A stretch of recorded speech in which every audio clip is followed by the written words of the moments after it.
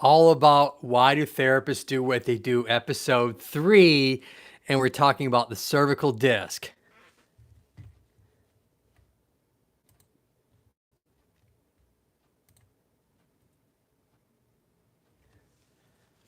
Just going to get me a sound check here for a second, see how it sounds. Just going to get me a sound check here for a second, see how it sounds. Just going to get me a sound check here for a second, see how it sounds.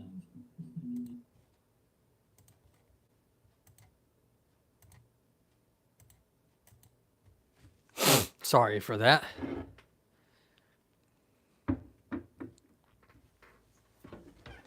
All right, so let's talk about so I got live research here. We're going to kind of look through the degenerative disc piece of this because the last recording I did is all about degenerative disc, specifically in the cervical spine, but you can apply that to the mid back or even the lumbar spine. So I narrowed in on the cervical spine, but you can, it's applicable to anything. So in regards to any parts of the spine, not anything, but so let's look at a few things here. So we're going to look at one research article that was done. This is all in PubMed, and this was a cervical disc issue, and they're looking at, okay, the overall research in it. Is it strong? Is it weak when it comes to different treatments for degenerative disc disease? Now that's whether it's, a chiropractic and all the different techniques for manipulation, soft tissue massage, all the different ultrasounds and traction and all those things, all those different treatments that the various disciplines do, and see does it really work at, looking from the research point of view. So here we go with number one. So this is an article, a research article. This was done looking at keywords of cervical herniation, discogenic pain, which is basically the disc itself isn't causing the pain, right? Because I've said in previous videos that the disc itself doesn't have any nerve endings, but the bone does. The vertebral bodies of the bones do. Okay, and then obviously the backside spinal cord does, and so does the peripheral nerves that branch off of that.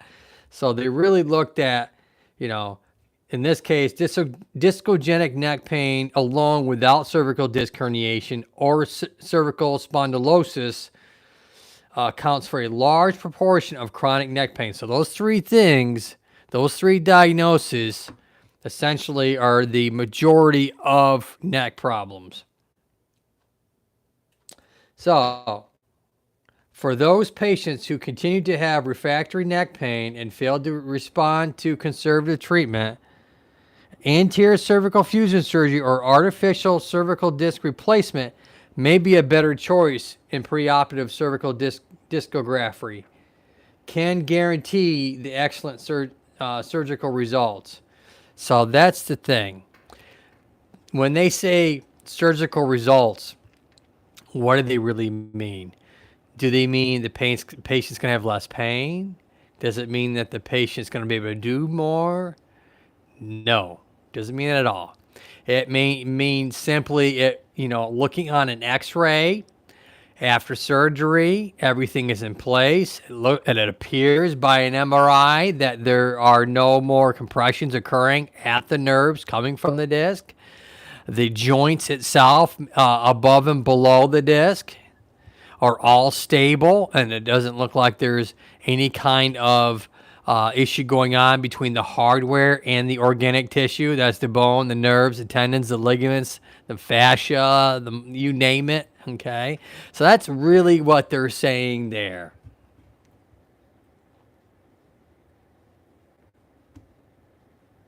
I'm going to move on here to one of these articles I like to look at a little bit. Is cervical intervertebral disc degeneration and dizziness.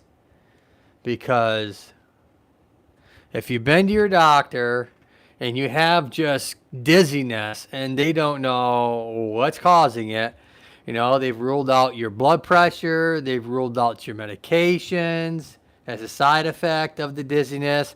Maybe they've sent you to an ear, nose, and throat, an ENT, and they can't figure out why you're dizzy.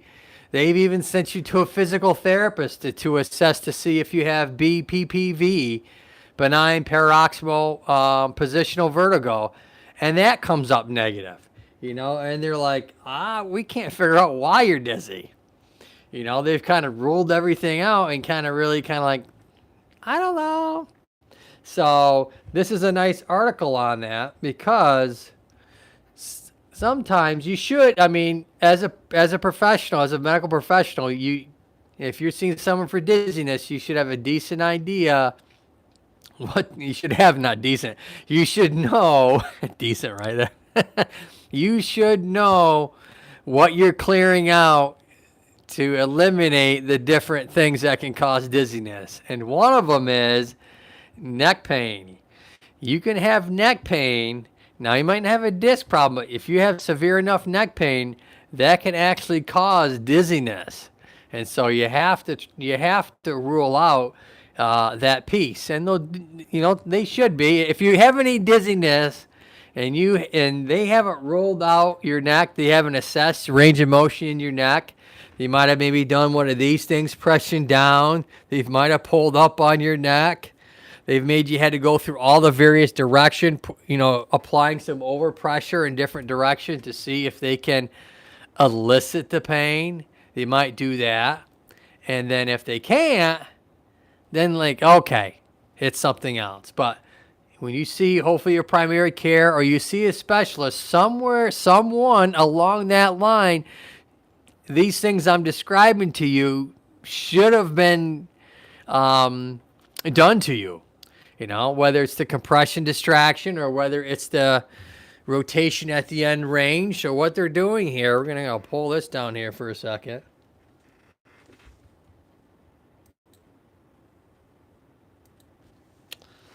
So if they did some rotation and they push back on you, what they're doing there is they're actually, I'm going to bring in nice and close, this little joint on that side there. When they bring your head back in like that, they're closing down the joint space. And what they do when they close down that joint space is they're seeing if you're having any type of inflammation coming from that facet joint in the back. They're looking to see if you have any type of stenosis or narrowing of this area here. Because when you turn your head back like that, you're closing down that space. So they're looking at that piece of it to see if I can elicit any type of symptoms of the dizziness. And that's, and it's that simple. Literally trying to reproduce those symptoms that you're having all the time. If you're going to either an ENT or a physical therapist that specializes in positional vertigo, they're going to do some other movements. They're going to do what's called the Dix-Hall pike. That's where they have you up in a sitting position with your legs out straight, and then they drop your entire body back, and they turn your head back like that. And they're looking at your eyes to see if your eyes are bouncing around, because that's called nystagmus. And then they look to see if you have any kind of rotation in your eyeball, because that is a torsion. And so those types of symptoms that you're seeing someone in their eyes gives you an idea, okay, this is a positional vertigo, this is an ear thing going on, and that's where the dizziness is coming from. Feels like the room is spinning. So a lot of things can cause dizziness after the doctor has screened out medications, has screened out any neurological things that might cause because almost any neurological disorder can cause dizziness. It's kind of like anti-inflammatories. Right at the top is going to be GI bleed, every single one of them, and almost any medication is going to have some sort of gastrointestinal upset. So it's always one of those side effects you're going to see on every one of them. So, and that's the same case when it comes to dizziness. A lot of those medications do that. So in this article was done overseas. This was a cervical intervertebral disc degeneration. This was done in March, or sent to for review by the World Journal of Clinical Cases. In 2021. So this article is just a couple years old. And what they looked at was what the role is with dizziness in the neck. So abnormal cervical proprioceptive inputs from the mechanoreceptors are transmitted to the central nervous system, resulting in a sensory mismatch with vestibular and visual information leads to dizziness. Okay, let me unpack that for a second because that was a lot of mumbo jumbo that just came out of my mouth. Okay, and so let's go ahead and start by talking about what the heck are mechanoreceptors. So mechanical receptors are any joint in our body tells the nervous system where it is in space. Okay, so those mechanoreceptors are part of the proprioception system. So proprioception is basically if I close my eyes, I can tell if my wrist is going down or my wrist is going up. Okay, so that's one piece. Without getting into much detail, we can really break that down even further, and people would probably just vomit and then go to another channel because it's just too much terminology.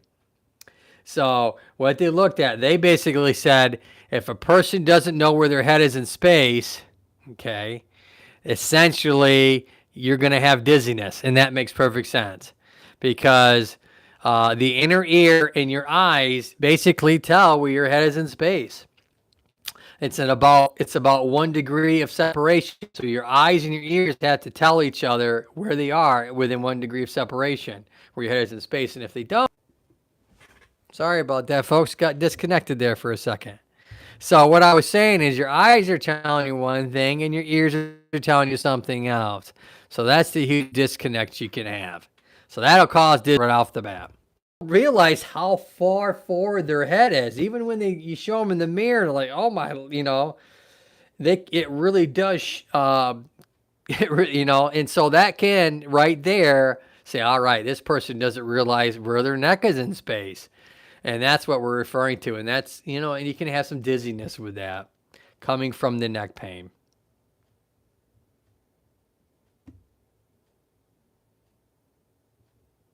This next article, Cervical Disc Degeneration, Important Considerations for a Manual Therapist.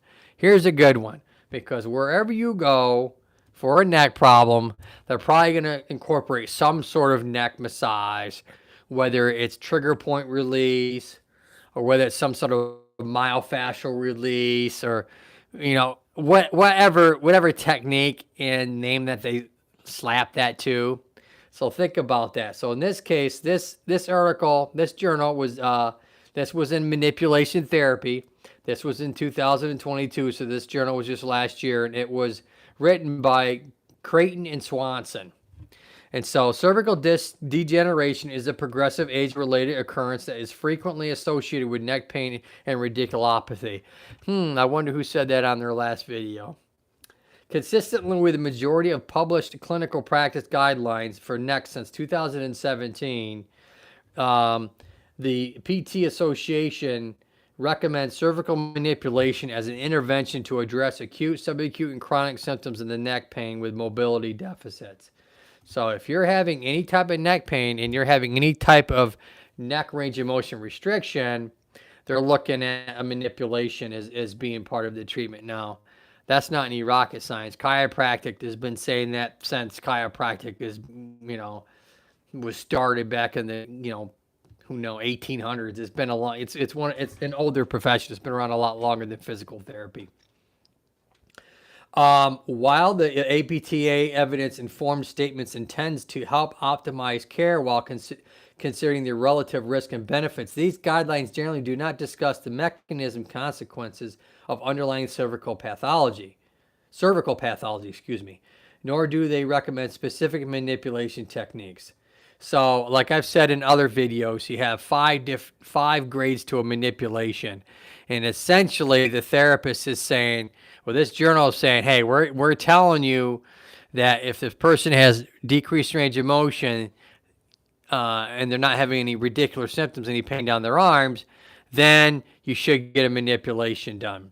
They're not saying what grade of manipulation. It could be just the grade 1 where you're just barely pushing on the joint. It's not even moving, and technically it's called manipulation, but the public as a whole would not consider that a manipulation. Scientifically speaking, it is.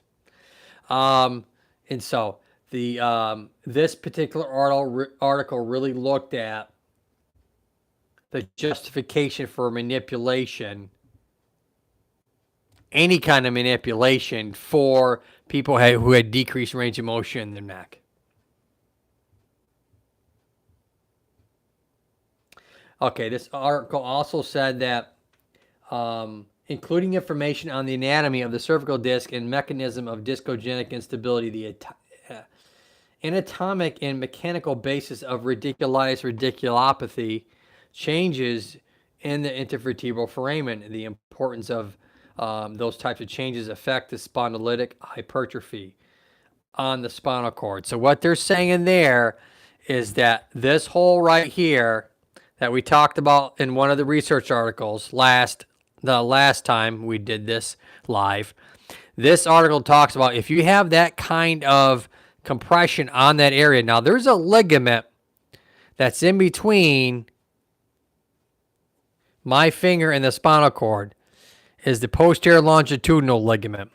And what happens is as the disc is pushing on that and indenting on that area, that ligament starts to get thicker and thicker and thicker because it's trying to push against, it's getting stressed.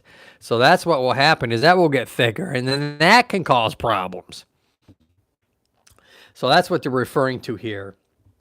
And any kind of arthritic changes in the joints on top of the ligament getting thicker, because that's what happens.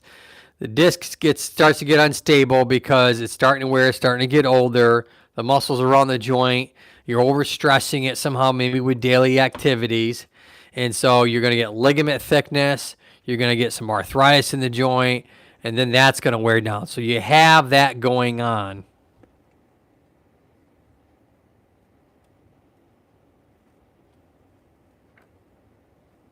So that's basically what that article said. So I'm going to talk about this one last article. The role of cytokines in intervertebral disc degeneration, pain, and discontent. Now this is from 2014. This is an older one. They talk about cytokines in a lot of different things. They talked about cytokines in COVID. So that was a big thing. Degeneration of intervertebral disc is a major contributor to back, neck, and radicular pain. No duh, right? We talked about that before.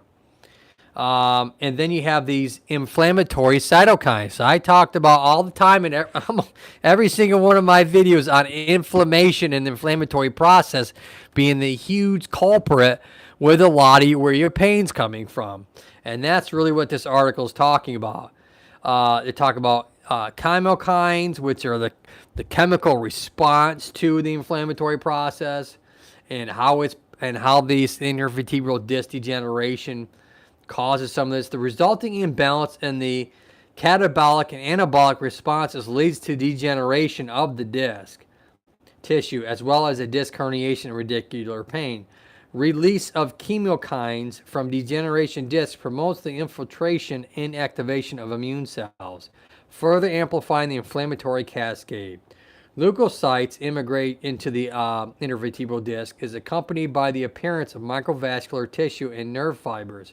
Furthermore, neurogenic factors generated by both the disc and the immune system induce expression of pain associated with neurogenic factors. So really what happens is you're getting all these various cells that are trying to come in to either repair the area, which is what the inflammatory process is all about in our body. The whole idea is to try and repair the area. The inflammatory process is going to bring in the chemicals, certain cells, to try and heal the area.